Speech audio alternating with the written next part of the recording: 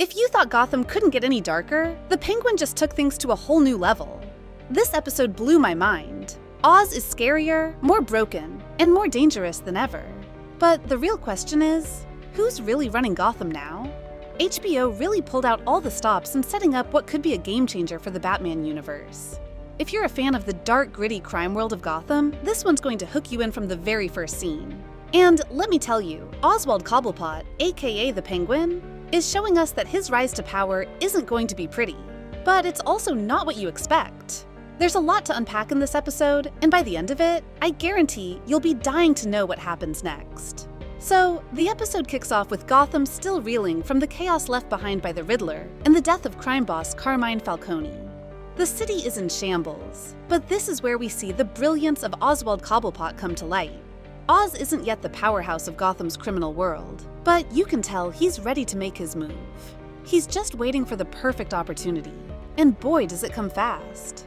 After Falcone's death, his son Alberto steps up to take over his father's empire. But right off the bat, it's clear that he's no match for the role. Alberto's out of his depth, and the tension between him and Oz is palpable from the first moment they interact. Oz, being the schemer that he is, seizes the chance to make a play for power. And it's in these moments that you really see how dangerous and smart he is. He's always watching, waiting for people to make mistakes, and when they do, he strikes. One of the key moments of the episode happens when Oz sneaks into the ruined Iceberg Lounge, which used to be Falcone's headquarters. This place is a wreck after the bombings, but that doesn't stop Oz. He's there to grab valuable secrets from Falcone's safe, along with some jewels that could make him even richer. You can feel the tension building as he carefully moves through the debris, and just when you think he's got it all figured out, Alberto shows up. Now, here's where things get really interesting.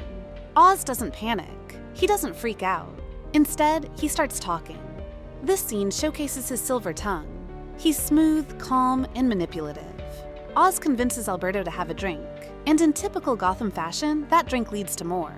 Alberto ends up getting drunk and high on drops, the same addictive drug that's been running through Gotham for years under his father's reign. During their conversation, Alberto lets slip that he has a new plan, a product that's supposed to make the drops useless.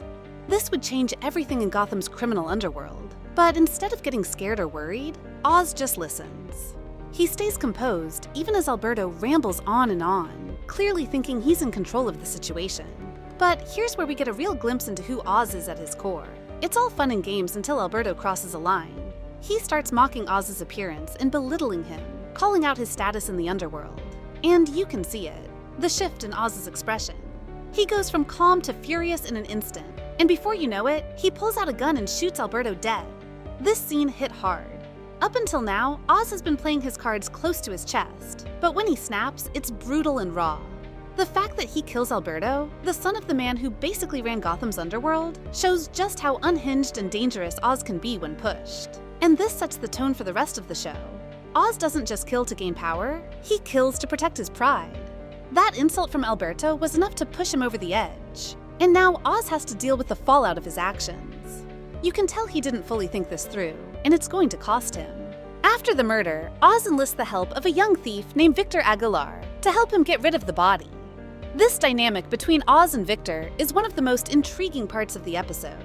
Victor is scared out of his mind, and you can see that he's completely at the mercy of Oz. At one point, Oz even considers killing Victor just to tie up loose ends. But something stops him. This is where the show starts digging into Oz's character in a more nuanced way. He sees something in Victor. Maybe it's the fear, maybe it's the vulnerability. But whatever it is, Oz decides to spare him. There's a moment where Oz, despite being a cold-blooded killer, shows a hint of compassion. Victor's stuttering, his begging. It reminds Oz of himself. There's a connection there, and it's fascinating to watch. After they dump the body, there's this almost bizarre scene where Oz and Victor share ice cream together. It's such a strange contrast after all the violence, but it works. It shows that Oz isn't just a monster. He's complex, and his relationship with Victor is going to be something to watch as the series goes on. Of course, things don't stay quiet for long. The next day, Oz learns that the crime bosses in Gotham are starting to shut down their operations, and the word is out that something is up with Alberto's disappearance. Enter Sofia Falcone, Alberto's sister. She's smart, and she's already suspicious of Oz. This adds a whole new layer of tension. Sophia is a force to be reckoned with, and you just know that Oz's troubles are far from over. She's not going to let her brother's death go unanswered, and the way she interacts with Oz is going to be something to look forward to in the coming episodes. One of the biggest surprises of the episode comes when we find out that Victor was ordered to cut off Alberto's head as payback. But here's the thing, Victor couldn't do it. Instead, he cuts off Alberto's finger and delivers it to the Falcone family, effectively throwing them off Oz's trail. It's a bold move, and it shows that Victor isn't just some scared kid. He's got his own sense of morality, and he's willing to defy orders when it comes down to it. This little twist not only clears Oz of suspicion, but also shows that Victor is going to be a key player in Oz's rise to power.